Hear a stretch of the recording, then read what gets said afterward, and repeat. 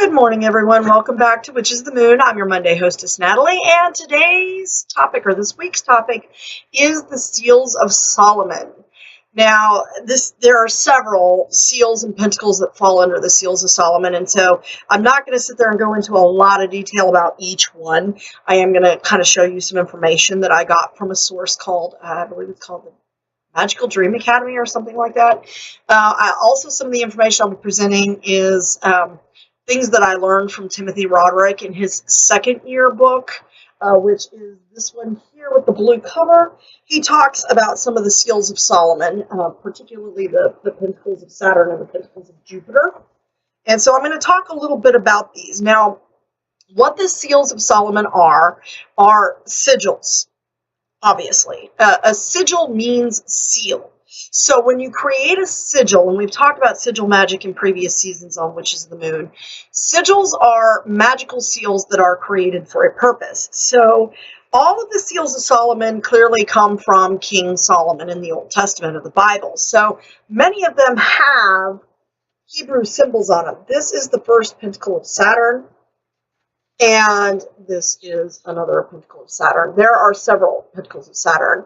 Now, this is the Satyr square. We use this one, as a matter of fact, on candles like this. This is something that Timothy had us create through the second year book.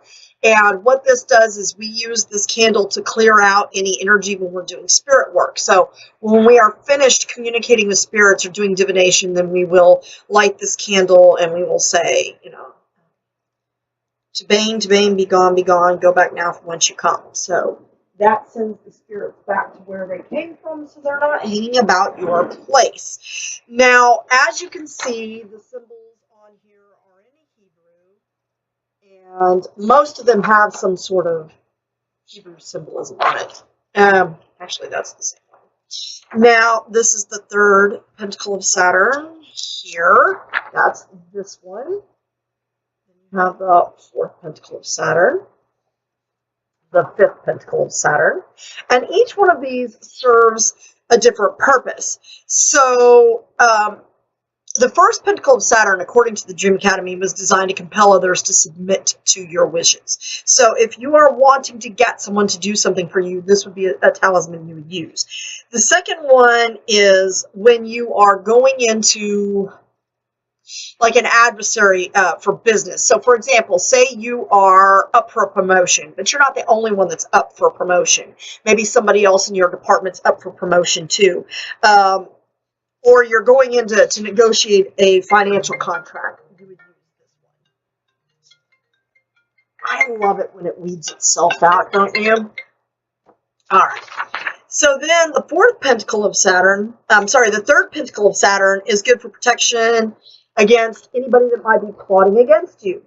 So you might use this in conjunction with some sort of shut-up oil. If you've got somebody who's spreading, some gossip around the office, or somebody that you think is talking smack about you, you might draw this seal with some shut-up oil, and that would be very potent. Like, so for example, we're going into the holidays, right? It's the holidays, and while we all love the holidays, and we all love to, be goofy and have fun, time with family is also stressful, isn't it? Especially if you don't get along with some of your family members.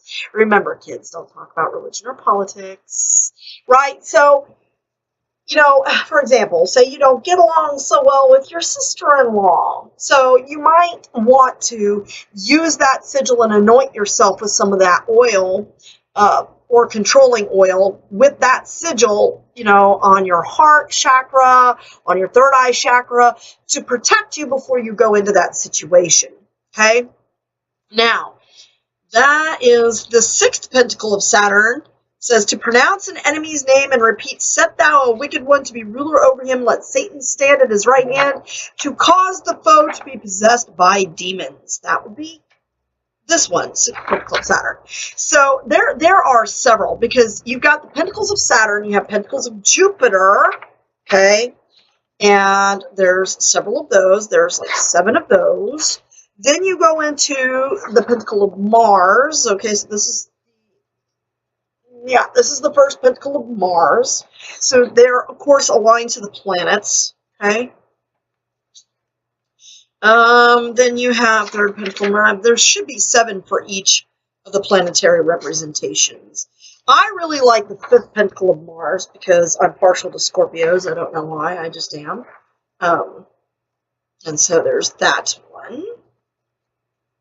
7th pentacle of Mars. I'm trying to get to the other ones because then you've got the pentacles of the Sun, which this is the first pentacle of the Sun.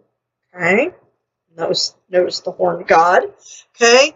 Then you have some of these. Now, the Sun and the names of the archangels are what are inscribed into some of these seals. And these seals get pretty intricate in their design.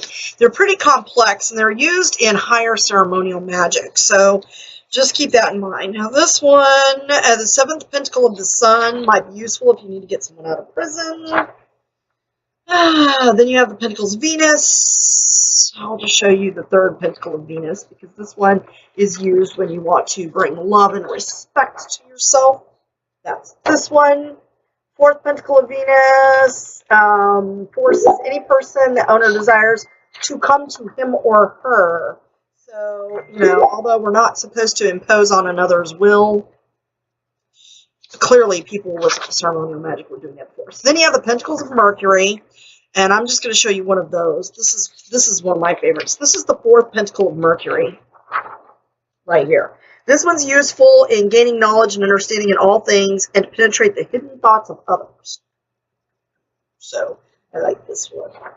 Not that I like 3 people. Then we get into some that are different in terms of their design. And so these, like, there are 6 pentacles that are consecrated to the moon. So you've got Saturn, Jupiter, Mars, Venus, right? Venus and Mercury, and then you have the ones dedicated to the Sun and the Moon. So this is the 1st pentacle of the Moon. So it's not a pentacle like we think pentacle with the star in the middle, folks. This is the 2nd pentacle of the Moon right here. And these are all used against, like, exactly like you would think. So it's going to have to do with nature bringing rain, protecting you from dangers in the night, etc., etc.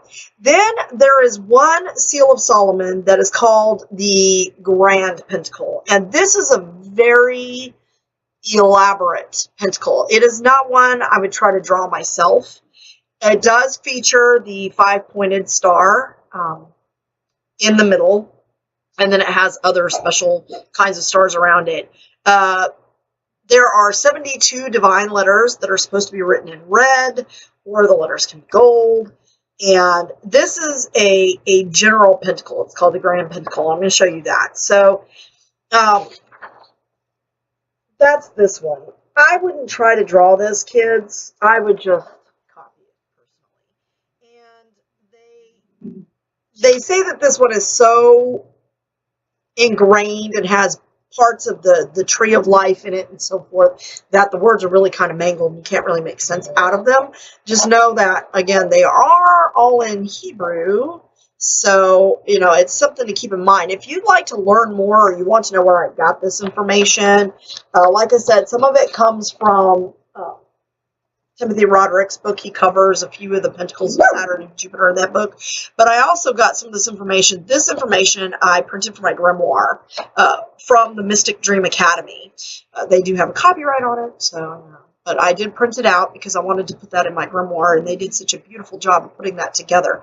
But as with any magical symbol or sigil, the seals of Solomon serve specific purposes. They tend to become very elaborate. They come from the Book of Solomon. So it's supposed to date back to King Solomon and the information that he was given from God on, you know, how to become a powerful and wonderful king. And so this was information that was carried down. I believe it was collected in the 1800s by a guy named Mather. So that may be something. Now, my brain is tickling with that name because I know that there was a famous preacher during one of the revival periods whose name was Mather, and I don't know if it has anything to do with the same person or not.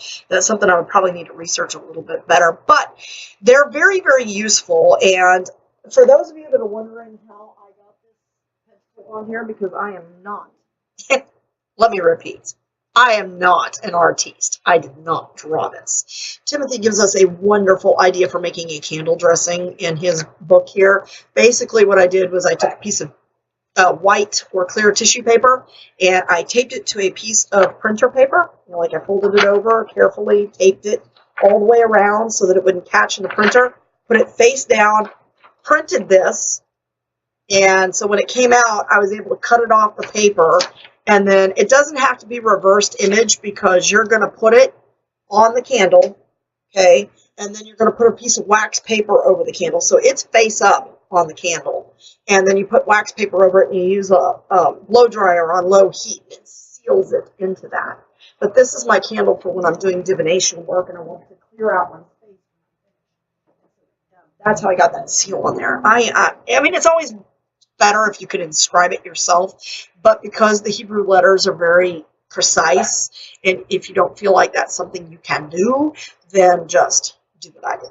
It works beautifully. So anyway, those are the seals of Solomon. There are many, many, many, and they all serve a different function, although some of them are similar. So get out there, visit the mysticdreamacademy.com and get some information. Check out Timothy Roderick. He has some excellent resources, and I hope that you all have a good week. I do want to apologize for this video being so terribly late in going up. I normally record these on Saturdays when I'm home by myself, but it was a rough weekend, so bear with me, folks. Thanks so much for watching. Y'all have a great week.